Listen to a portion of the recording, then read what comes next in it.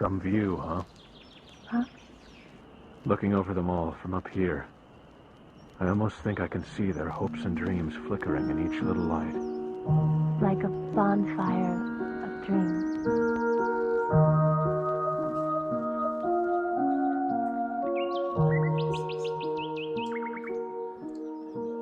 At the time of its release, anti-heroes were rare, and having a foreboding character like Guts, with his cold gaze, pitch-black armor, and countless scars to be the face of the manga was refreshing.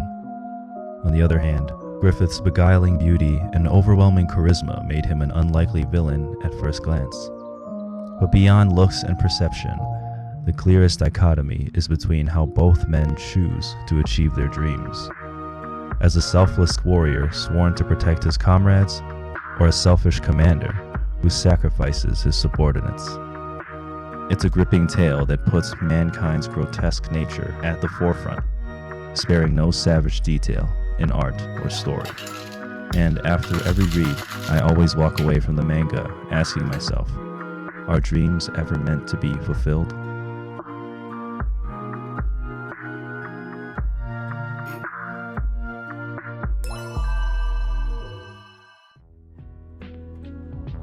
Society has taught us to believe that dreams are a distillation of the human spirit.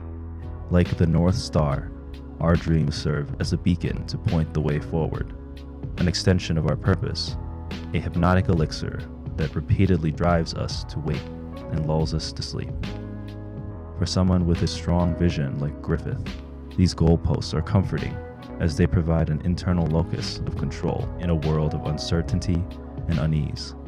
But what happens when you lack a dream? Lacking ambition often has a negative connotation that greatly affects someone like Guts and his self-esteem. He is never really sure of what he wants, always leaving any source of comfort, whether it's his original mercenary band, the Hawks, or Casca, in search of purpose. The unease of not knowing what we were meant to do gnaws at you. It makes us uncomfortable, unstable, dejected, and unhappy. I'd imagine most people feel this way.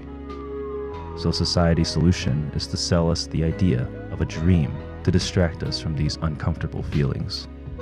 To me, the hustle culture of grand ambitions is really born out of human weakness.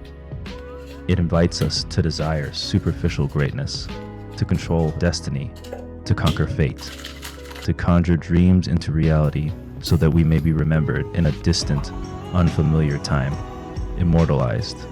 It's a childlike hubris, not unlike Griffith's, that leads us to chase these dreams at any cost.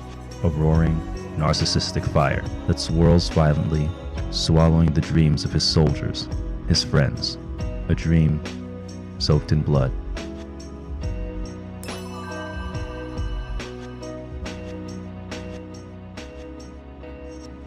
But if the path presented is not the answer, then what is? What do we really want? What is the real elixir that keeps us going every day? While Griffith looks for validation from the external, Guts turns inward. With the brand of sacrifice, we see Guts grow to embrace that sense of unease.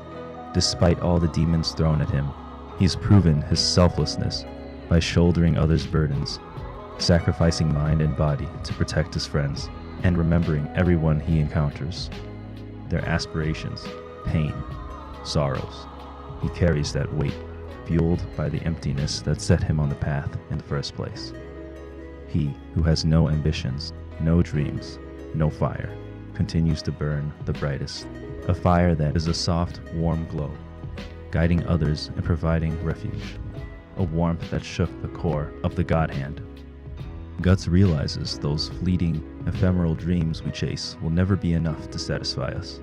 By turning inward, he finds he had deserved to live long before achieving, much less realizing, his dreams.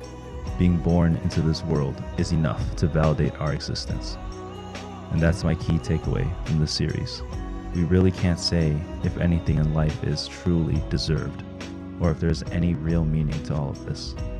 All we can do is perceive things for what they are. Dominoes set up from some force some time ago. These dominoes led to circumstances that heavily affect how people act today. Can you be angry at how the odds were stacked against you? Give up entirely? Chalk it up to fate? Sure, if you're a fatalist. Can you gloat about how things worked out for you? Attribute your success to entirely your own effort? Sure, if you're a narcissist. Can you get mad at whoever set up those dominoes in the first place? If you know exactly who to blame. But even when life is at its harshest, you can still find beauty in something, and something worth living for.